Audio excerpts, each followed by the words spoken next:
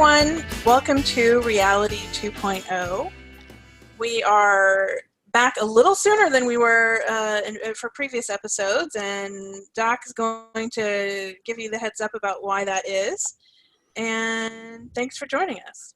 So we made a little decision here, which is that we're going to make this podcast more regular, and we're going to have guests, but we're also going to just talk amongst ourselves because we think interesting enough people and observant enough and different enough so that we can kind of have a at least three-dimensional perspective on things that are going on in the world, and do it in a way that if you listen to it a month or two from now or longer, it's still going to make some kind of sense. So, but we'll still be focused on tech.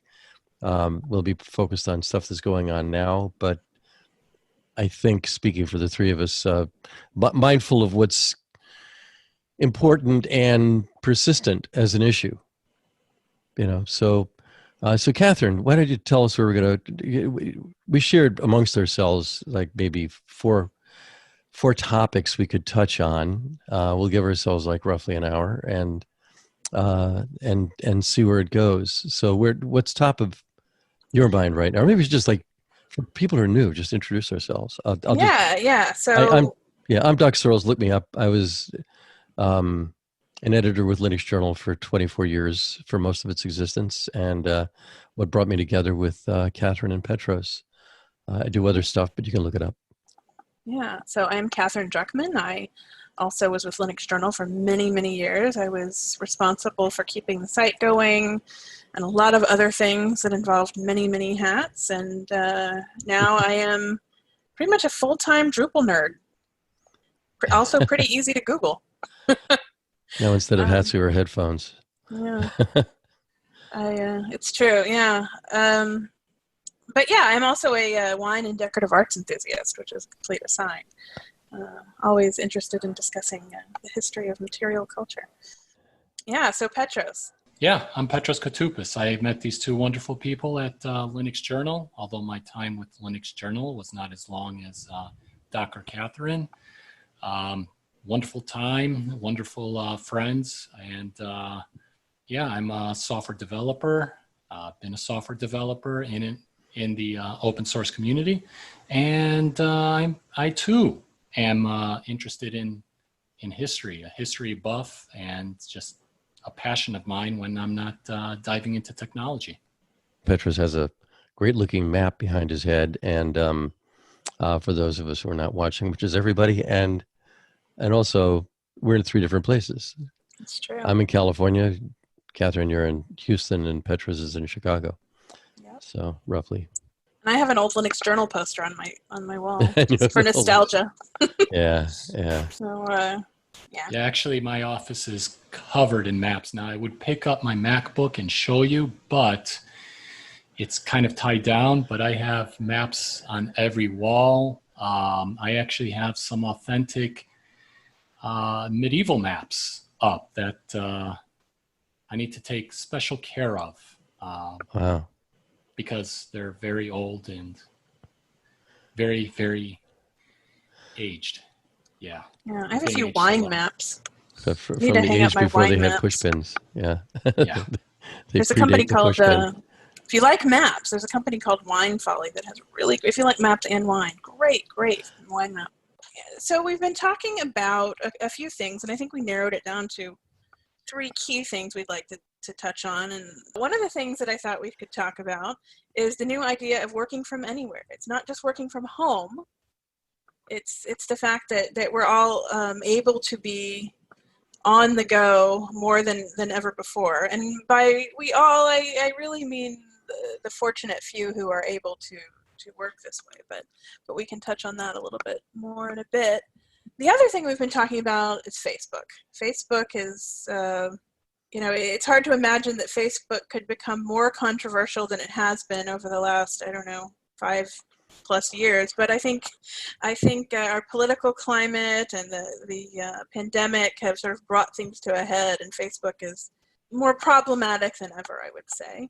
And then the other thing that we've talked about a bit offline is surveillance. And we've talked about it a lot on the podcast, but but recently, the three of us have discussed elsewhere, some recent news that suggests that surveillance isn't even digital surveillance isn't even all that effective. And that can be from anything from security, facial recognition, to contact tracing apps. There's more and more evidence that these things actually don't even work. So why do we plague ourselves with them? So with that in mind, I think maybe we should start with this article that Petros drew our attention to about more remote workforce. Yeah. Hey, Hey, I don't Petros. even know how to. We're just staring at you introduce there. Yeah. Go for it. So, yeah, this was an interesting piece. I have been reading more and more of these articles in the last couple of months. Maybe even since April or May, and that is, we're starting to find more and more people, or more and more companies are starting to adapt to the current pandemic, in that their employees are working remote, or adopting more remote infrastructures, more remote ways of working. And that's allowing the employees to adopt new lifestyles. And when I say new lifestyles, moving away from these cities, the more expensive cities that they're probably currently living in, and to a more rural or suburban environment. And I don't know, the article that I shared earlier seems to touch on that. So I think companies resisted the idea of a fully remote workforce, and now they've been forced to adopt it, right? There's really no choice other than having everybody who can be remote right now. So, but the unintended consequences of that is that how easy is it going to be to get people to come back into an office? I mean, this idea of having these central hubs of activity are becoming less and less relevant, and the longer this goes on, the more people are going to be used to the convenience of working at home, working in an RV, working in their vacation house, working in an Airbnb in the Caribbean, wherever it is that they want to be. People have become accustomed to it, or the people, and I think it's important actually to take a couple of steps back and define who these people are. It's not everybody. It is a fortunate segment of the population that has the type of job that can be done from anywhere with an internet connection. Now, that's not everybody, obviously. If you work in a restaurant, if you work in a bar, if you work in a grocery store, these things aren't possible. There are certain things that need to be done in person. And we have to, a doctor, to an extent, if you're a radiologist, you can review images from anywhere, but there are many things that need to be done in person. But for the rest of us, like the three of us who can never leave the comfort of our home office, it's it's becoming the rule and not the exception. Yeah, Actually, go ahead. Go ahead, Petros. Okay. I've lost track of how many companies I know that just are basically folding it up. I mean, they're thriving as companies, but they're saying we're going to get rid of our offices. We're going to get rid of them. I mean, not just we're moving out. It's like we're a virtual company now. We're going to have like a few rooms here or there, but we're I think what companies are recognizing is that the overhead of having big rent and parking and all kinds of stuff like that. There's a company we spoke to in London a couple days ago that was saying like that the cost of commuting, for example, into London is enormous. It's more than even in New York and a number of other big cities. It's really high. So even though it's nice to have an office in London, it's kind of great not to have to spend all that time in a train and a tube. And but there are downsides. I mean, everybody seems to regret not having the going out to the coffee shop and going out to lunch and going to the water cooler and the rest of that kind of stuff. But they're also saving money. That's another thing. I mean, people are personally saving money. They're not going out as much. That'll change when the pandemic is over. But an interesting side of this to me is that I think our natural conviviality as people, we want to be with other people. We're social animals. We're going to want to gather. Is going to are going to pull a lot of companies back together to some degree, but the question is how much, and then what happens to all this surplus real estate? You know, in a city like New York, which is full of high rises, where there are countless companies in there that are just going to be operating remotely. You know, all the law firms and things. I mean, there are a lot of law books and stuff, but all that stuff's, you know, on. It went onto CDs 20 years ago, and it's gone online since then. Yeah, you know, you subscribe to it, you can look through it. You don't necessarily need to be on site. Now, I suppose when you're you know, looking at a lot of paperwork and stuff, maybe the law firms will have to get together. But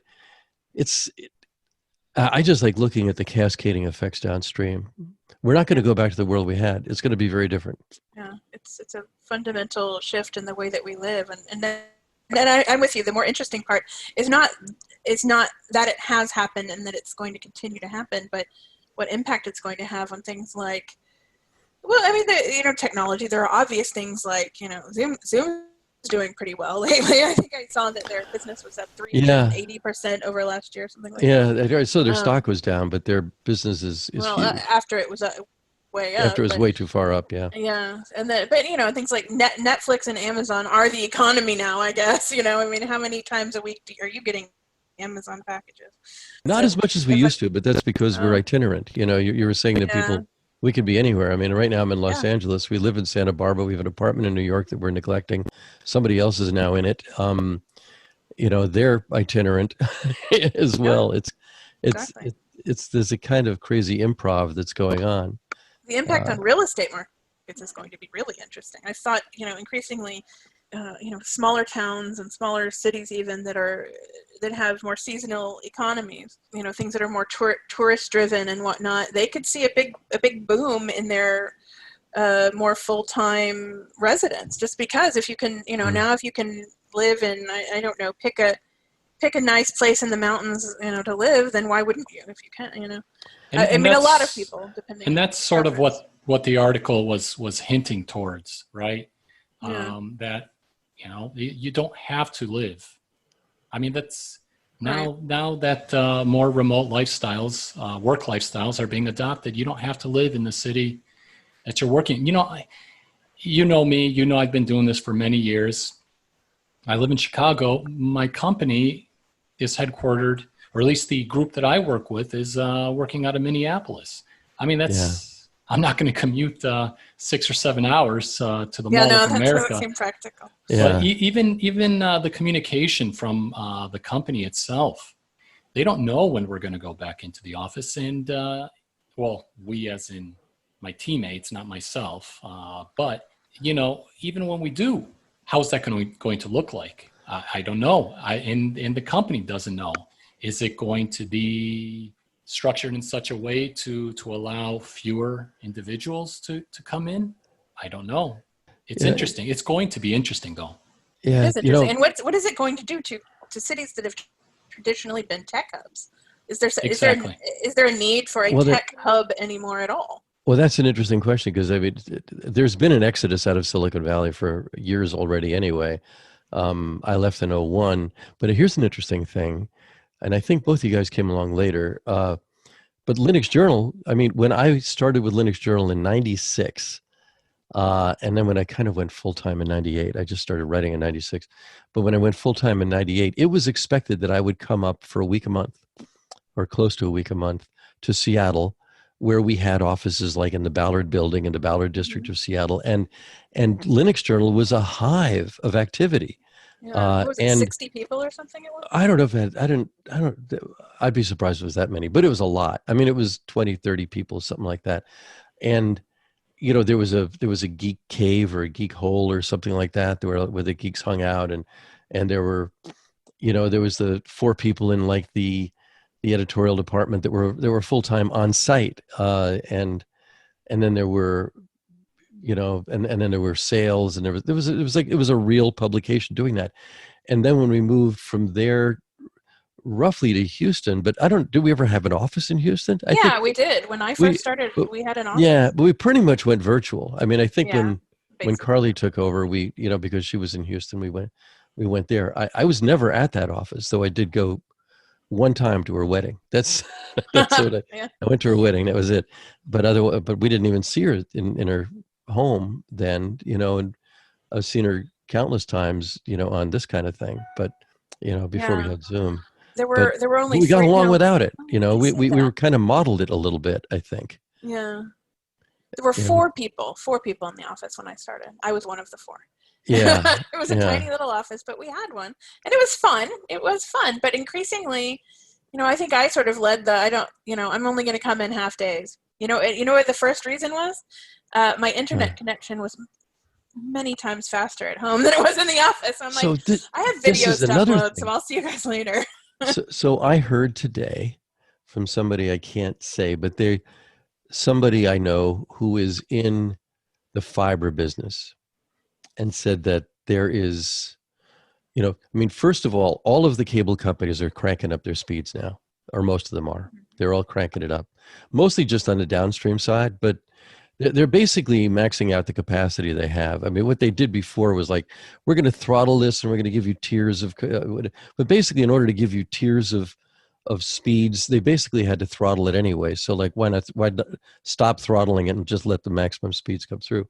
So that's what the cable companies are doing. The phone companies are trying to go to 5G, and but it's the ones you haven't heard of, the fiber companies, the kind of smaller, fly under the radar fiber companies that are fibering up all over the place. It's a real trend, and it's sort of like it's kind of dawning on the larger industry that there's an end state here. The end state is we get fiber as close to people as possible in as many places as possible, and that's going to give everybody a lot more speed and a lot more capacity.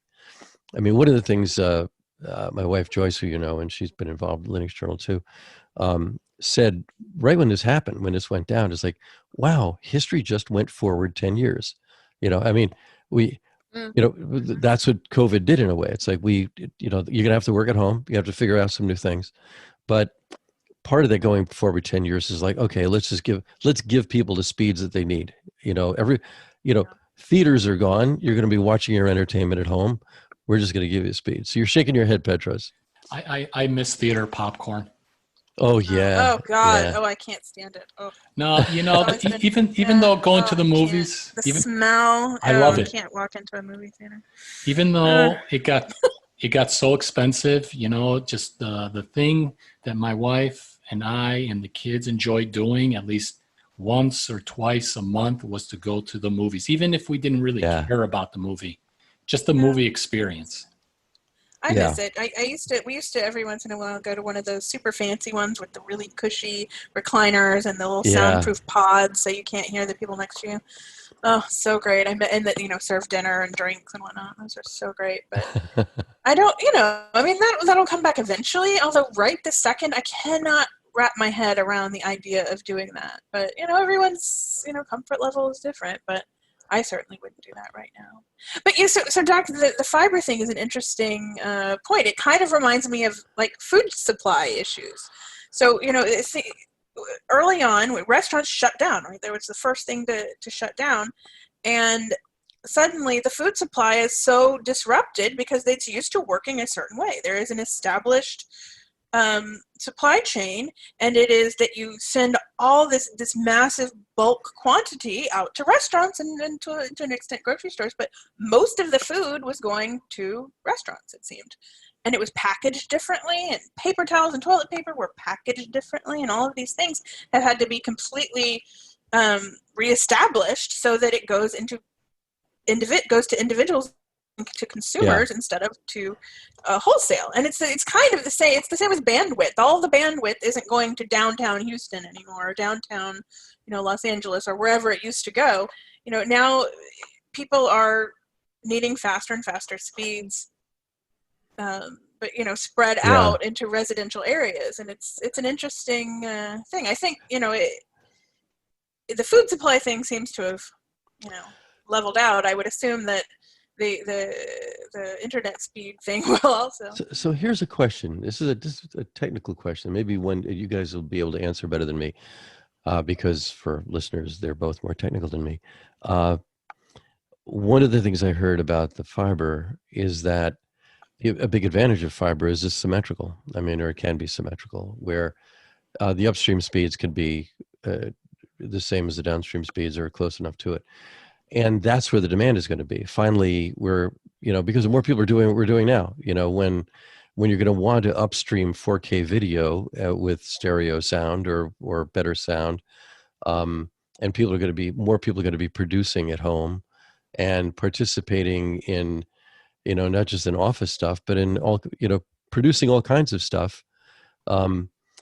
So the question for me about that is, one of the original dreams of the internet was, hey, we're all going to have static IP addresses. We don't have to have DHCP everywhere. We can have static IP addresses where, I can run, a production studio out of my house, an interesting thing for me is that when I started with Linux Journal in '96, I got a Linux server named Happy that was in a cabinet, and I had 16 fixed IP addresses. Now I only had like 140 kilobits symmetrical out of there, but I had static IP addresses. And then when I came to Santa Barbara, I had an office with another 16 static IP addresses.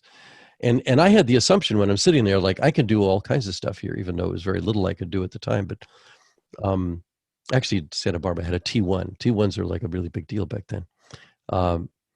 But do you see that happening where if there is a critical mass, or let's say one of the small towns that, the cities that are already fibered up, where, hey, you're going to work at home, produce at home, not just we're going to dynamically assign you an IP address, but rather you get a fixed one and you can do whatever you want with it, including set up your own servers and the rest of it.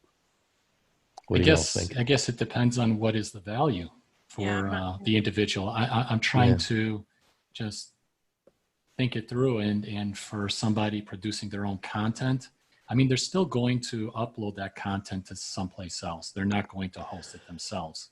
Yeah. Right. So what is the value in having a static IP? I don't know. Maybe there is to some out there. But use cases. But I feel like that's static IP that's just a technology shift. I don't necessarily think that's anything to do with our Well, current I think don't technology shifts maybe not. Give, it's like invention is the mother of necessity, right? You invent something and all of a sudden you find a use for it. It's like, what can you do with a gig of upstream? Well, that's a good question. Yeah. Reality 2.0 live in 4K. Yeah, exactly. I mean, that's part of where I want to go with this. I don't know. Maybe. A new reality is you've got, you're in Lafayette, Louisiana, or Provo, Utah. I'm trying to think of places that might have it. I think that makes me think of a completely different topic, which I was kind of thinking of a way to segue into, which you just sort of handed me, which was, and it's not, it's not a fun one actually, but that is the increasing disparity between the realities of people like us and people who really can't adapt to a remote livelihood. There are all these people, I've been watching left and right, the horrible stories. People can't, they just can't work. They depend on a face-to-face economy. There's no option for them right now. They're getting evicted. Their kids don't have internet access, so they're getting left behind in school. And so where I, segued into this was the idea of internet access in smaller towns or in more rural areas that weren't necessarily covered. But it's not just rural areas. It's really it's a geographic issue, and it's an income issue.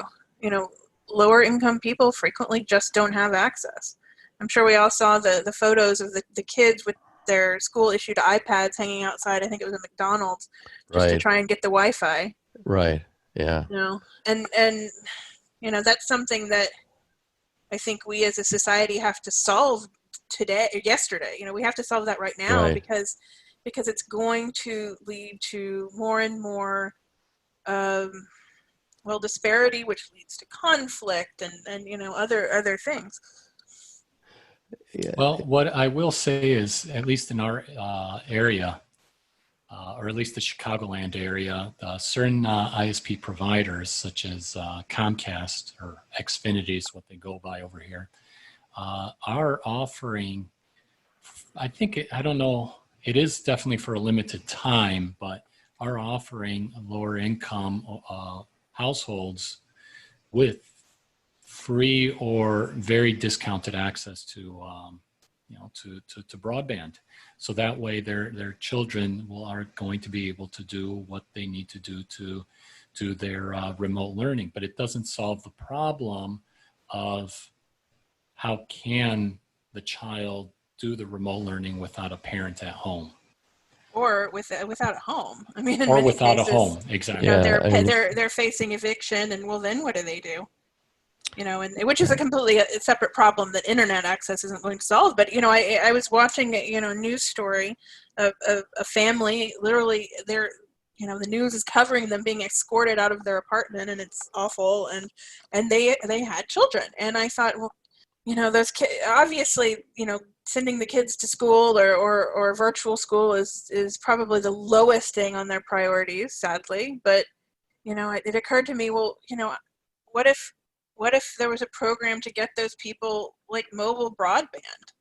I mean, the ability to look for employment and get an education is completely dependent on internet access these days, just about. So I don't know. It's just well, things these I are the think about. essential workers, right? I mean, and I'm curious to know, I mean, Well, how if they're people, employed, they are.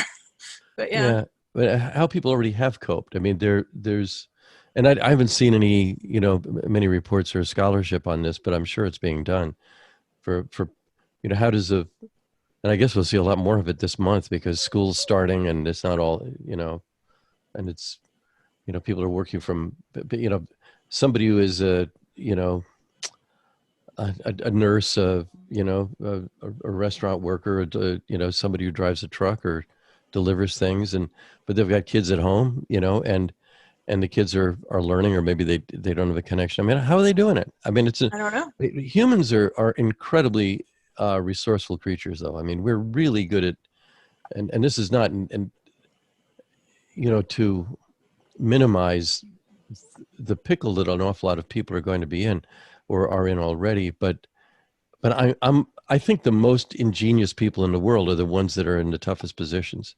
You know, Yes. they'll start figuring out what they Hopefully. can do, right? Yeah, I mean, and not in Hopefully. every case, but in a lot of them. I mean, I think that's part of what part of how we evolved as human beings. You know, we can think of anything, we can make anything, we can do anything, and we're ambulatory. We can walk off. I mean, I'm quite convinced that the human diaspora is because a lot of us didn't get along with each other, or we just saw greener pastures somewhere else, you know, and so we spread out all over the world.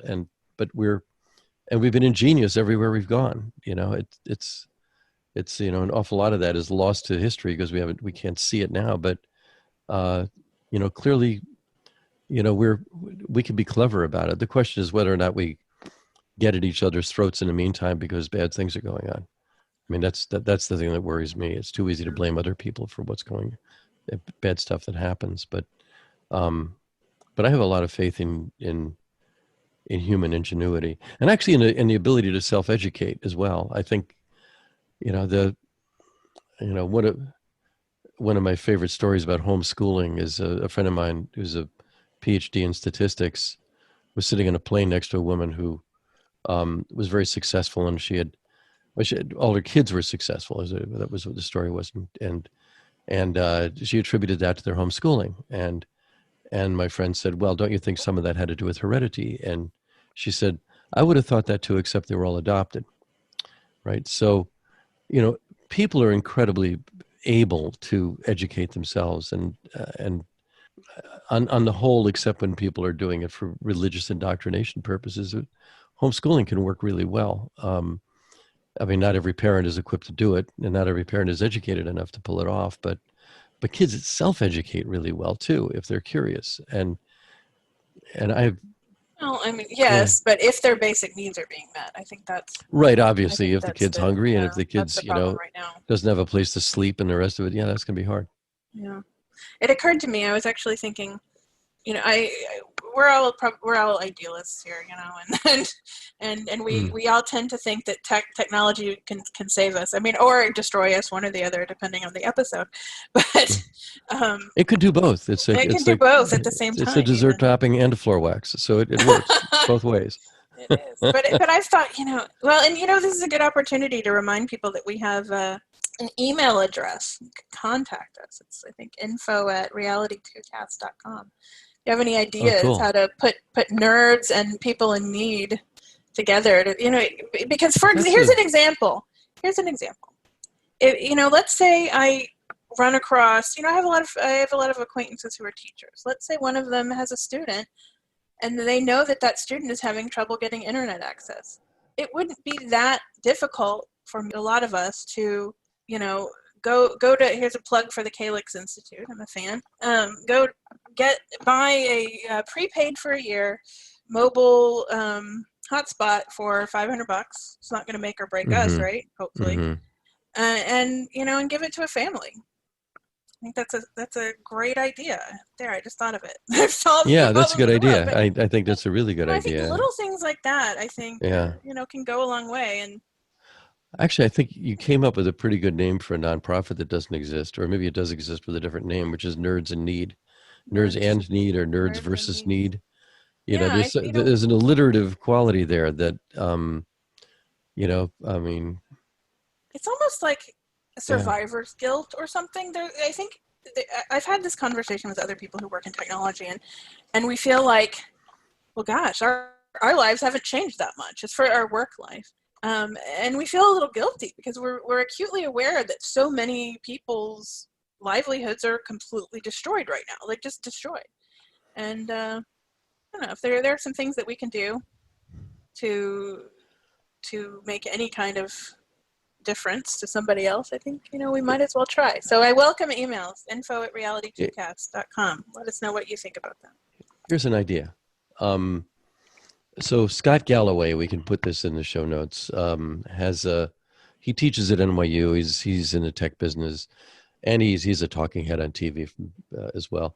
Really smart, really punchy, good talker, thinker, writer. But more importantly, he gathers his grad students, or his students, I guess they're grad students mostly, to work on projects. And one of them is on what to do, basically handicapping the likely survival of 500 colleges and universities. And they divide it into 4 groups.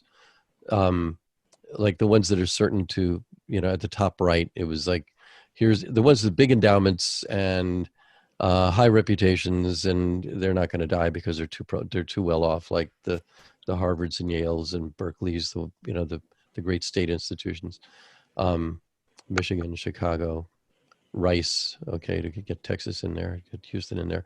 But the ones that are sure to fail include like Kenyon College, where my son just graduated from, and some others that depend too much on foreign students that pay full ride, and they're out in the woods somewhere. And but here's the idea, which is, okay, let's say that a quarter of all colleges and universities actually fail, like things really go to hell and they fail.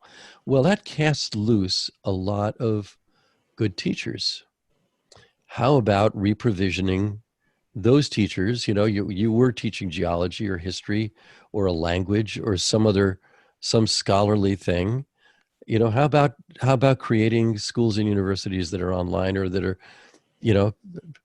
or just redeploy them into cities and other places where you need teachers. I mean, I think that's, there's an interesting idea there somewhere. I mean, because you've got talent, you'll have institutions that are failing.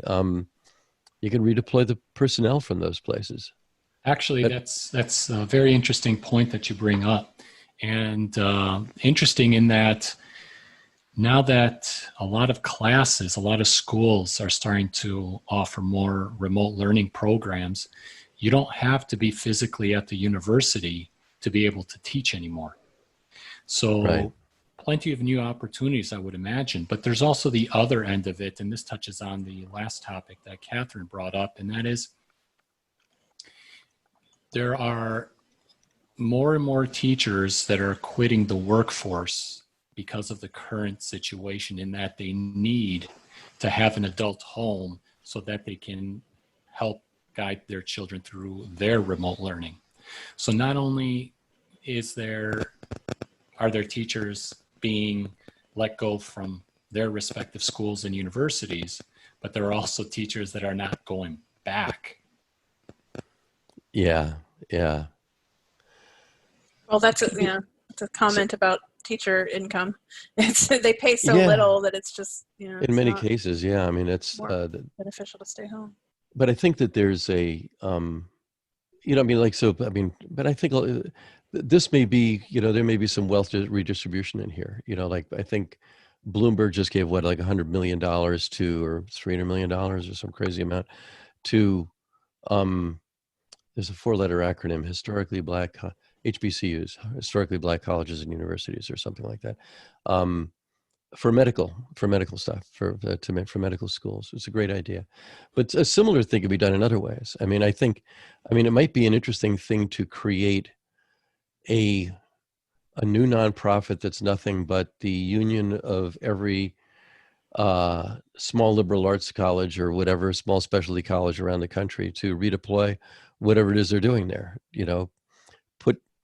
Put your endowments together, even them out, redeploy the talent, wire it up. Just all kinds of possibilities you could think about.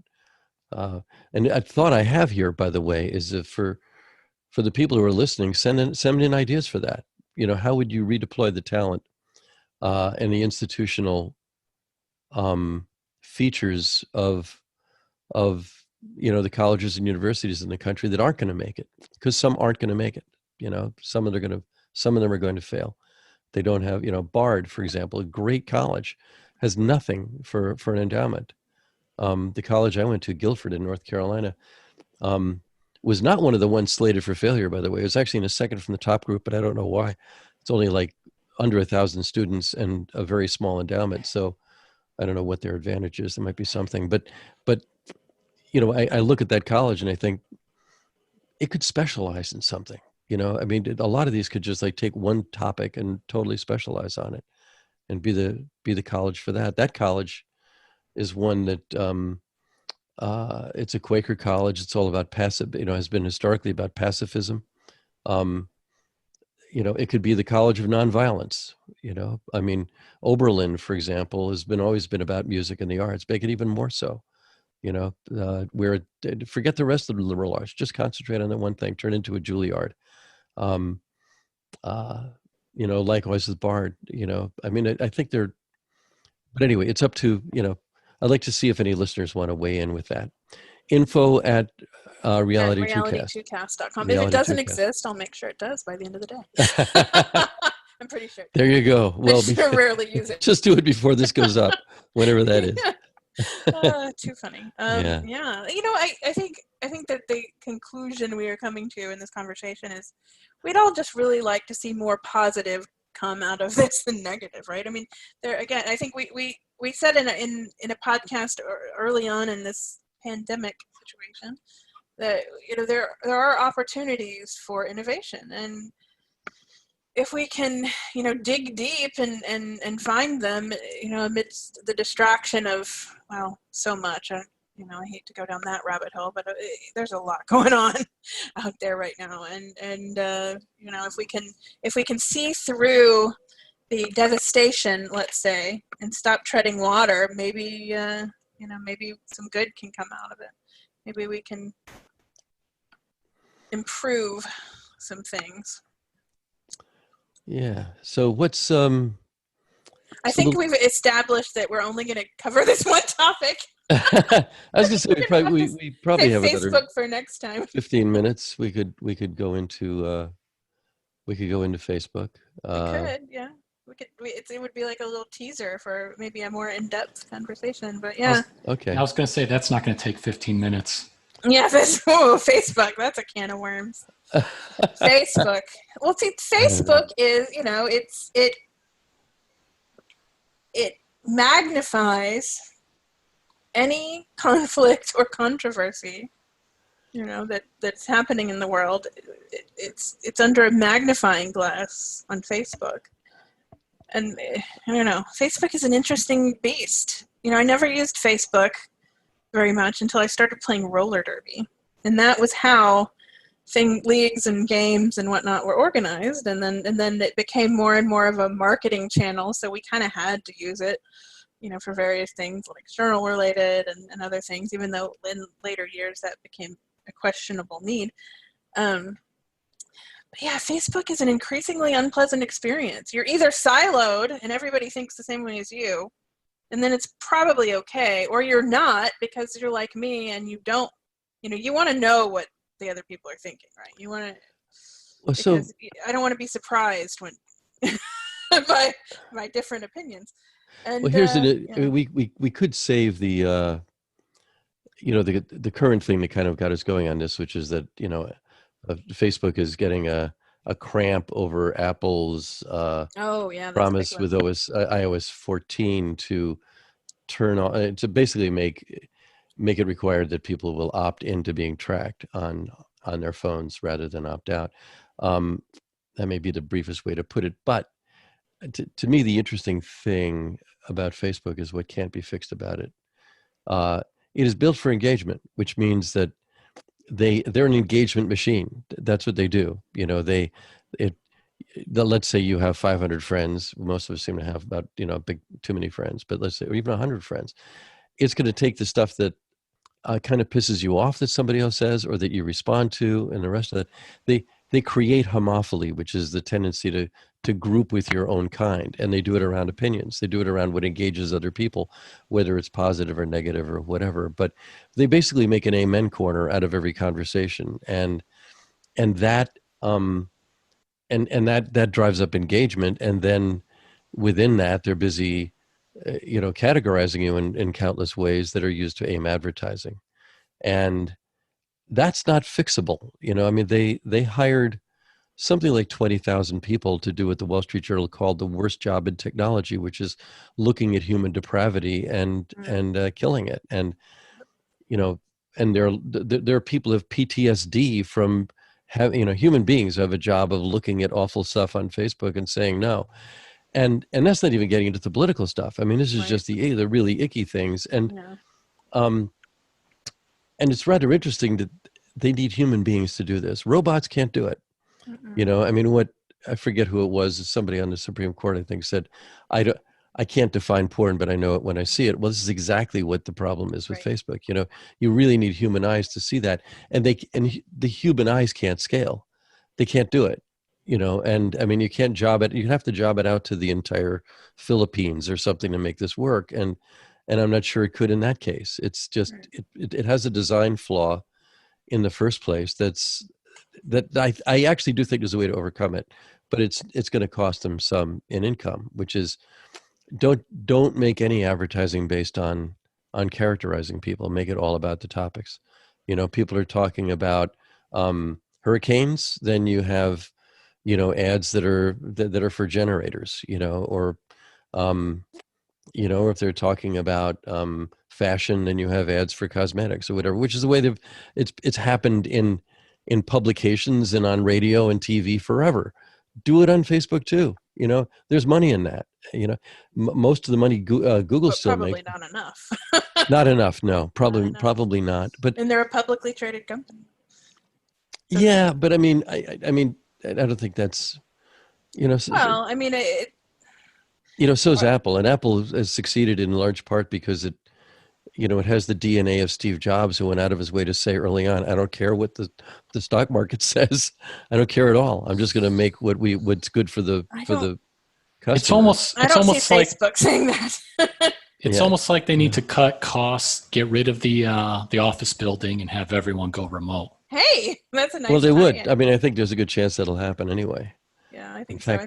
Weren't they one of the companies that said that, or am I thinking of Twitter? I'm not sure. No, I think Facebook has everyone going remote right now, along other big tech companies. Yeah. Yeah. There was something interesting that my favorite quote in an article that you wrote, Jock, that I'm going to post a link to was, in other words, this is talking about Facebook. It wasn't designed or built to fully account for everything it does, and I think that's kind of the heart of it. it was not built to be even what it is now. It just it came. I mean, they obviously they developed these features, but if you had asked, anybody 15 years ago what Facebook would be today, I doubt anybody would have given you Yeah, no, the it right started answer. in '06, right? So it's 14 years Yeah, old. right. Uh, So it's not even old enough to drink or drive, exactly, and yeah. I, it, I mean, the thought I'd like to leave people with, if we're leaving soon, is that just consider the possibility that it cannot be fixed. That, and as is, I mean, It's possible. they have like 24 or more. I mean, when I looked at it a couple of years ago, they had 24 data centers around the world. All of them the size of like nuke plants, and kind of tasked to do one kind of thing or a relatively confined set of things. But that's not to say they can't do other things with that. I mean, they could take the whole damn thing and turn it into another AWS. You know, I hire don't know. away a whole bunch of people from Amazon and just turn the whole mess into another one of those. Since cloud is not going to go away. Cloud's a great business. It's an awesome business, as Petros was saying earlier.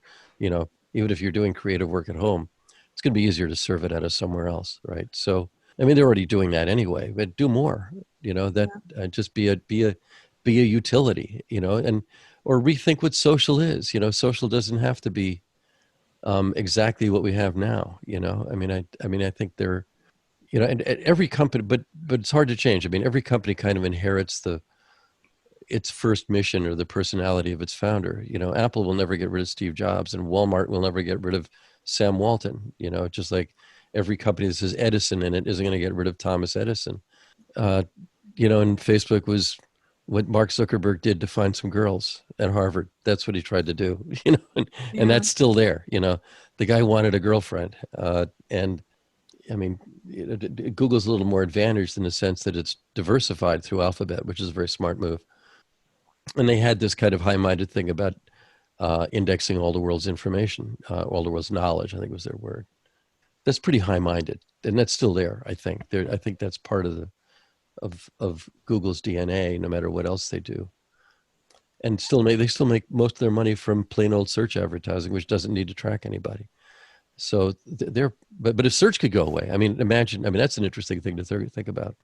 What if something better than search comes along? Well, my mind just exploded.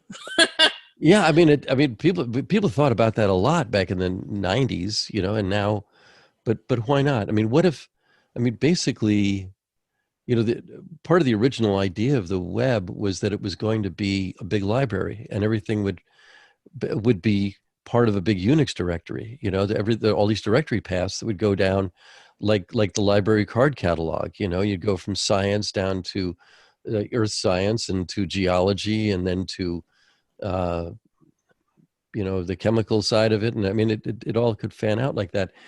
But maybe, the old static web, the old, the world's knowledge that is fairly static, it isn't changing, gets reestablished again. I mean, what if we do create that library for stuff that matters? We've talked about that a bit with trying to keep, apparently Linux Journal is now owned by Slashdot, something I don't think anybody ever told us about, but there it is. Who saw that coming? Random. Yeah, but I mean, at least they're saving it. I mean, they're saving. Yeah, no, it's they're online. saving the website. Hey, Kudos for them. Yeah. But we've wanted to keep that from being 404'd for a long time. I mean, half of the stuff I've written is in there. Not half, probably less, but a huge percentage of what I've written in my life is in 24 years of Linux Journal. I'd rather not see that get 404'd. Saying it's in the Internet Archive. I love the Internet Archive, but try and search through that. It's very, very hard. That is not a directory. That is weird. And I love what Bruce Jekyll and his team have done. It's the Lord's work, but it isn't the final state of what we need in a static web. We need that set of Unix paths that we sort of imagined out in the first place. And that Yahoo was about, basically. It's like, we're going to keep track of all this stuff, Didn't happen, but maybe we could. I still ask Jeeves. Yeah, exactly. Ask Jeeves. I forgot about Ask Jeeves. I duck. I just duck it all. Yeah. Duck everything. Duck. Yeah. Yeah, so I wonder, I guess I don't really know that much about Facebook's revenue model, but I wonder if they could ever they could ever duplicate the amount of revenue they get from the complex targeting that they do enough to free themselves from it. I don't know. I mean, several. I'll have to bother one of my friends, but that work for Facebook. But one of them that I met at a party in the UK last summer, told me this in some detail, which is that the vast majority of Facebook's income is not like from politics or anything around that. It's actually small advertisers, is little advertisers. The guy with the tackle shop, the nail salon, the places in strip malls. I mean, because you can advertise quite cheaply on Facebook if you narrow what you're looking for, and a lot of that's geographical. So I'm thinking, I think that they if they just went for contextual advertising and not for the tracking based kind, they might be fine. They might do fine. I mean, I think the big wake up call that maybe Apple is sending out is that the age of tracking is over. And you know what? Not much came out of it anyway. I mean, a lot of it was delusional. It was a great big, a gigantic illustration of how to lie with statistics. The classic book. In fact, I was at a little mini conference in Oregon a couple summers ago on that very topic. Where what I think How to Lie with Statistics was written in the 50s or 40s or 30s, something like that. Did any of you ever look at that? No. Are we not forced to look at that book?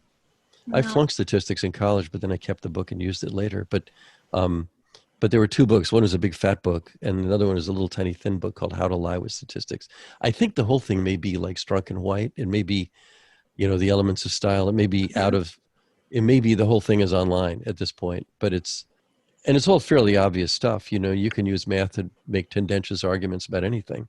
And that's kind of what we have with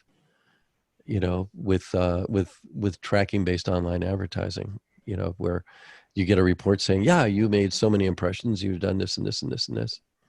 And then we had Augustin Fu on here a few months ago talking about that. He's done since then amazing research on what percentage of clicks are bots. I mean, who clicks on an ad 72 times? Only a bot will do that. I mean, no human being will do that. If it's my ad, I'll do it. Exactly. Yeah, but then you've got to pay for that ad. You got to pay for those 72 times you clicked, right? This is true. Yes. Yeah. So. Okay. Well, I think we're at an hour. How did we get here? Orally, I think. Yeah. Is there any parting wisdom that we want to? My parting one is two things. One is make it clear that, hi listeners, you need to know this. This is the first time we did this. We've done this, and so bear with us. But the other thing is send in ideas and suggestions and feedback. Send it to, it's info? Info at reality2cast.com. Reality2cast, yeah. Yes, we welcome your emails. Yeah. We know you're out there because I've seen you tweet at us. So, and the download statistics suggest that there are in fact people listening. There are people listening. This is good.